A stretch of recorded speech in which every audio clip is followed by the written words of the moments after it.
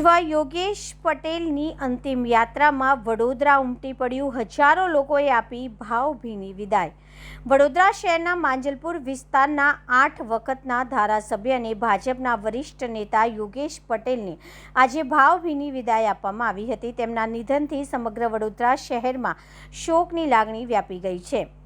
શ્વ યોગેશ પટેલના પાર્થિવ દેહને અંતિમ દર્શન માટે અમદાવાદી પોળ સ્થિત તેમના નિવાસ સ્થાને રાખવામાં આવ્યો હતો, જ્યાં મોટી સંખ્યામાં કાર્યકરો, સમર્થકો, નાગરિકો અને આગેવાનો ઉમટી પડ્યા હતા।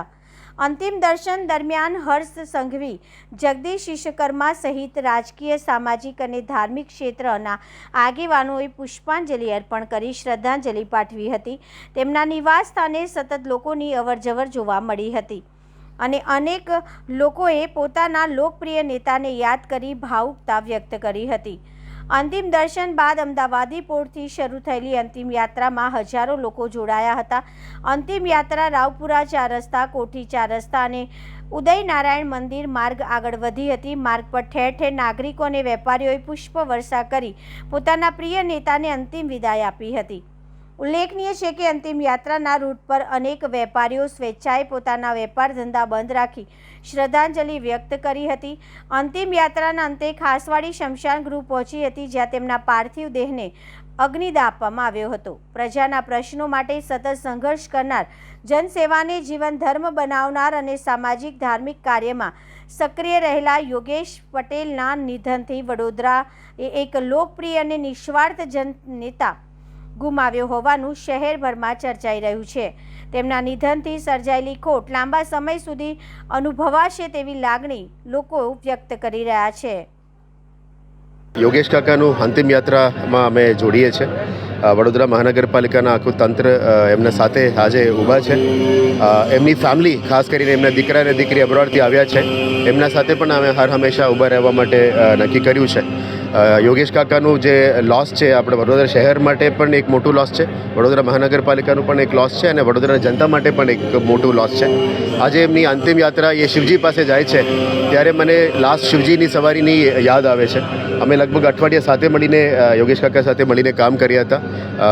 આમાં માન્ય ગૃહમંત્રી પણ અહીંયા પધાર્યા હતા, ત્યારે લગભગ લાખોની સંખ્યા ઉમટી પડી હતી। એટલે શિવજીની સવારીનું યોગદાન સિવાય પણ વડોદરા શહેરની વિકાસમાં, માંજલપુર વિસ્તારની વિકાસમાં, અમુક પોલિસી રિલેટેડ ઇશ્યુઝમાં પણ યોગેશ કાકાનું બહુ મોટું ફાળો રહ્યું છે। ઇનફેક્ટ ગઈકાલે અમે જે જાહેર કરેલી સ્ટ્રીટ વેન્ડિંગ અને પાર્કિંગ પોલિસીમાં પણ યોગેશ કાકાનું બહુ મોટું સપોર્ટ મને મળ્યું છે પર્સનલી, અને આશા રાખીએ કે એમની એક જ ઈચ્છા હતી કે સિટીને સ્વચ્છ રાખો, સિટીને દબાણ મુક્ત કરો, એ બધા એમની ઈચ્છા હતી। એને પણ અમે પૂરું કરવા માટે મહેનત કરીશું।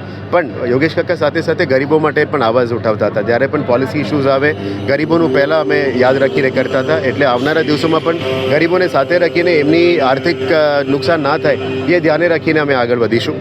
સાથે સાથ કોટેશ્વર બ્રિજ હોય, માંજલપુર સ્પોર્ટ્સ કોમ્પ્લેક્સ હોય, નવા અમારી સ્ટેડિયમ બનાવવાનું હોય, નવા ઓડિટોરિયમ હોય, એ બધામાં અમે સાથે ચર્ચા કરીને જ કર્યું છે। અને જ્યારે પણ સંકલન મિટિંગ હોય, અદરવાઇઝ અમે ધારાસભ્યશ્રીઓ, એમપીશ્રીઓને બોલાવતા હોય, સૌથી પહેલાં હાજરી આપનાર યોગેશ કાકા હતા। કારણ કે એ એમની આટલા સિનિયર નેતા હોવા છતાં એમની સાદગી બધા માટે અમે જોઈ છે। ક્યારે ડ્રોપ કરવા માટે ગાડી પણ ના હોય, સ્કૂટીમાં બેસીને જતા હતા। અમે પૂછતા હતા ક્યારે સાહેબ ગાડીમાં ડ્રોપ કરું, તો નહીં, મારા તો આજથી જ આ જ રીતે અમે સારું કર્યું છે। એટલે હર હંમેશા જનતા સાથે જ હતા। વડોદરા માટે એક બહુ મોટું ખોટ કહેવાય। એમની નુકસાન હર હંમેશા અમે યાદ રાખીશું। એની નુકસાન પણ આપણા માટે દુઃખનીય એક ઘટના છે। તે દિવસ હોસ્પિટલની મેસેજ મળ્યો તો અમે પણ હોસ્પિટલમાં ગયા હતા। આજે એમની ફેમિલી આવી છે, અમની ફેમિલી સાથે પણ અમે સાથે રહેવા માંગીએ છીએ।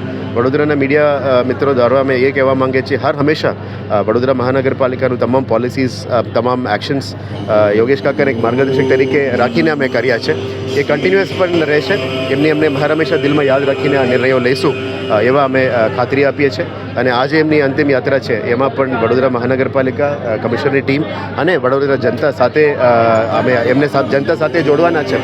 ત્યારે આપણે એટલું જ યાદ રાખીએ કે કોઈ પણ નેતાનું યાદ એમની કામ અને એમની કર્તવ્યથી હોય છે। અને યોગેશ કાકાનું જેટલા પણ કામ કર્યા છે, વડોદરાનો વિકાસ માટે જ કર્યું છે, અને અમે એ જ રીતે યાદ રાખવા માંગીએ છીએ।